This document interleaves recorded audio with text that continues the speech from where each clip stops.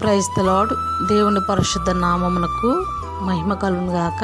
ఈరోజు దేవుని వాగ్దానం, దేవునితో నీవు చేసుకున్న మనవి ఆయన దయచేయును గాక. మొదటి సమూయేలు గ్రంథము 1వ అధ్యాయము 17వ వచనం.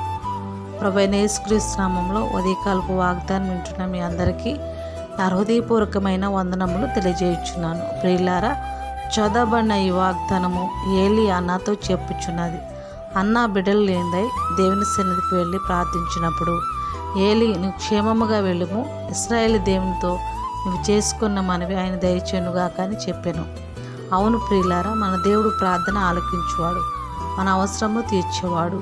మనం దేవుని సన్నిధిలోనికి వెళ్ళి విశ్వాసంతో ప్రార్థించినప్పుడు దేవుడు మన ప్రార్థన విని మన ప్రార్థనకు జవాబిస్తాడు, మన ప్రతి అవసరం తీరుస్తాడు.